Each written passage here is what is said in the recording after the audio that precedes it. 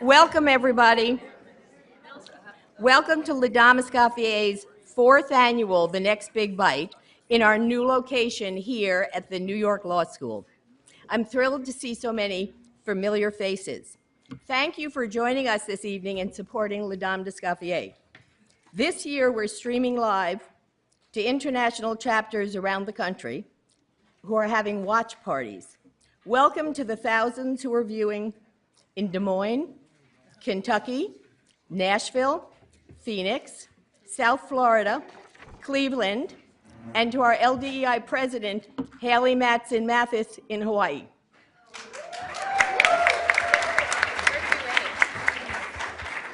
And a quick welcome to our newest chapter in Paris. Those watching will be interacting with us tonight through Twitter during the Q&A. A big thank you to you, our amazingly generous sponsors, for making tonight happen. To Kerrygold, our title sponsors, those are their two new cheeses that you're nibbling. To Wolf Gourmet Appliances, Handsome Brook Farm, and Nyman Ranch, whose trendy new little pack you picked up outside. Please enjoy it or take it home with you. And the wine you are drinking is Bonterra Organic Chardonnay. Thanks to Analon Cookware, Kitchen Chat, Melita, and Wusthof, to all our libation sponsors, the Elysian Collection, the Edrington brands, including Partida Tequila, Famous Grouse Whiskey, and Bruegel Rum. And a special thanks to you, Abigail Kirsch Catering, for what's to come.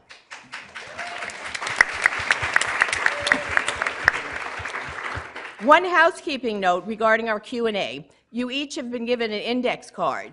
If you have a question, you might wait till it's almost all done, but if you have a question for one of the presenters, write it down and raise your hand, and we have two members who are going to, 4 members now, we grew, who are going to pick up the cards from you. So just raise your hand, and we're going to give them to our Master of Ceremonies, and he will use them during the Q&A.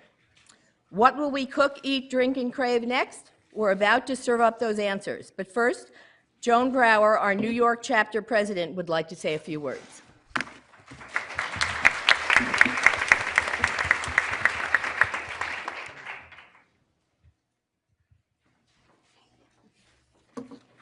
Good evening, everybody. Great to see all of you here, and thanks for coming. I am Dame Joan Brower, president of the New York chapter of Les Dames d'Escoffier. We are the organization hosting tonight's event, as you know. On behalf of Les Dames, I would like to welcome all of you to the next big bite, what we will cook, eat, drink, and crave in 2019. For the 4th consecutive year, we are addressing this forward-looking subject with a distinguished group of authorities who were invited to share their thoughts on the important topics and emerging trends anticipated for the coming year. Among our guests tonight are members of Les Dames d'Escoffier New York, as well as dames from multiple sister chapters all over the country, including as far away as Hawaii, where our Les Dames d'Escoffier International President resides. We're live streaming tonight, as Bonnie has told you.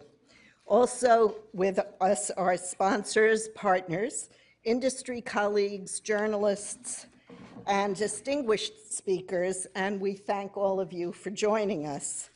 I'd like to, for a minute, recognize the Next Big Bite chair, Dame Bonnie Tandy LeBlanc, and her diligent committee, as well as the large team of volunteers who have worked so hard tonight. Thank you to all.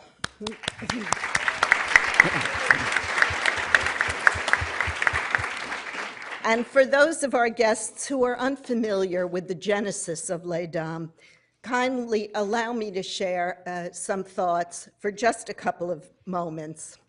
42 years ago, when men ruled the temples of gastronomy and Epicurean and wine societies were all male, when men were exalted as chefs and women were considered only cooks, a small group of intrepid women led by prominent food journalist Carol Brock established the first professional organization for women working in the culinary field. Our grand dame and founder, Carol Brock, is here with us tonight, and I'd like her to stand, if you can, Carol, to be recognized.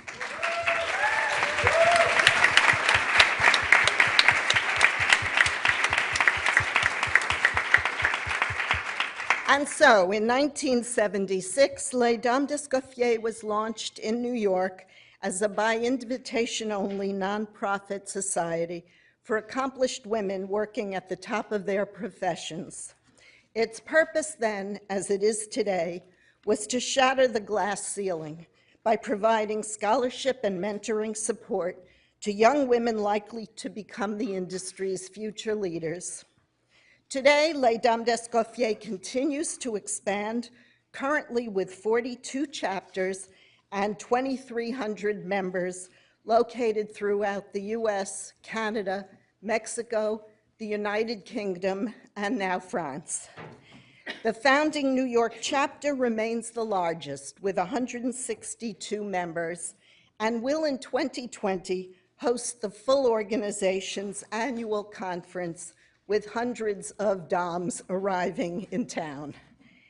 And now, let me introduce Joe Yonan, our esteemed Master of Ceremonies. Joe will guide us through the evening's multi-course feast of trends with the same insights, smarts, and humor used to craft his delicious Washington Post food section. I'd also like to say that Joe has a new book in the works about beans. And when I asked him tonight the theme of the book, he answered, "Beans are sexy." So remember that tonight, and let's welcome Joe with a round of applause.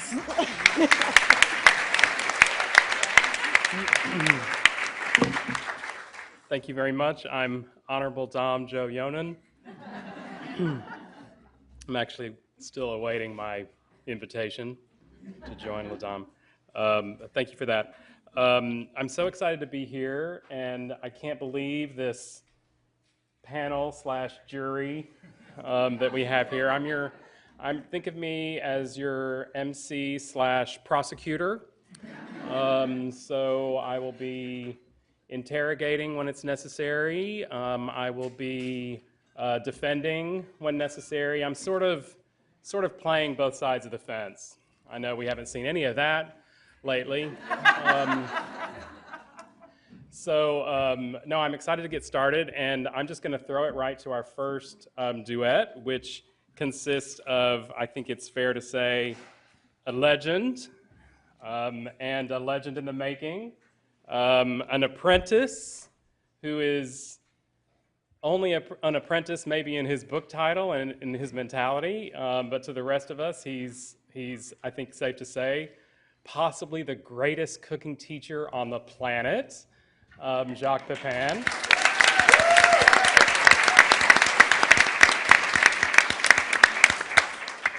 And we have the lovely Gesina Bullock Prado, who is an accomplished teacher in her own right, and we will see what joys they have in store for us. All about beans. It's all about beans. Yeah. That's the subtext. Well, I don't know if you're as excited as I am, because I get to sit next to him. And I'm happy to say that I am allowed to call him Jaques, because because that's what his mother-in-law called him, so Aquas. I'm not going to call him Jaques. That's what we are drinking? Yes, Water? then we just get the water. Okay. Oh God. Okay. No wine for Jacques? Yes, I mean, I am mute. We're going to fix that, Jacques. Yeah. We're going to fix That's a good idea. Yeah, I think so too. See, he's already fixing everything. Yeah. But I have had a lingering question since I was quite young And now every year I wonder to myself what you would do. So one of the most amazing things I think you ever did in your career, and you might disagree, was when I read Apprentice and I knew that you had decided not to go to the White House, that you had decided instead to work at Howard Johnson's and work on their menu. I thought that was one of the most fix everything. I thought it was one of the most amazing things that you could have done for American cuisine. And I wonder every year, is there a restaurant that you would choose today to do that to? Applebee's, Ruby Tuesdays? Like, is there a place that you say, that's a it good might question. have some, there might be something there, but I think I would be interested in going there and kind of showing them the works? I eat at home most of the time. And when I don't eat at home, I'm invited to. Oh, thank you very much. Thank you. Oh my God, the That's- wine, Now the we're champagne. good. That's Now we're okay. good. Now we're talking. So, yeah, I eat at home, and or we cook together with friends. I'm invited to some great restaurant. I mean, the kind of fast food. Well, Howard Johnson was not a fast food No, it restaurant. wasn't, no. It was a family restaurant. I have to say that when I was invited by the Kennedy to go to the White House, I had been the chef of the president in France from 56 to 58. I came here at the end of 1959. And I had never been, well, television barely existed, but on a radio, magazine, too, that did not exist. The cook was at the bottom of the social scale in the kitchen, period. When I worked with de Gaulle, I served like Eisenhower, Nehru, Tito, Macmillan, those were the head of state at the time. They would never ask you in the dining room for kudo. That did not exist, period. The cook was there. If anyone came to the kitchen, well, to complain about something, you know. So I really had no inkling, no idea of the potential of publicity or whatever that it attached to that, you know. So that was part of my decision. Because the person who went there was René Verdon, was a friend of mine who was the sous chef at the Essex House in New York. And he went to the White House, and at the time when Mrs. Kennedy took picture with her chef, the president too, and it was early 60s, women liberation, organic gardening, thing was kind of erupting, and then the chef started going higher on the social scale. Before that, any woman would have wanted her child to be a lawyer, a doctor, certainly not a cook. Now we are genius. I don't know what happened. But, You're genius. in any case, so that was part of the decision. In fact, you know, if anyone asked who was the chef before René Verdon at the White House, I happen to know it was a black lady from the South, but no one would have known her no more than me too. That was the way it was at the time, you know. So that was, I'd have to say, it was not as noble for me to refuse that. I had no idea. Yes. But I wouldn't know of any restaurant now, I mean, chain restaurant to go to. I don't really go to those much. You don't go to any, like, say, do you have a favorite burger joint? So are you a Shake Shack guy? Shake Or- Shack is good, yes. See, I have to say, that's good. No, that's good. So then I'll amend the question. If you were to go into Shake Shack and say, I think I might be able to add something to your menu or fix, would there be anything that you would like to show them? Well, you know, it's always easy to criticize. I can go to Daniel Boulou in New York or to Percy and tell you... Criticize. We'd all like to know. Tell you 10 things wrong. Yeah. You know, that doesn't really add anything.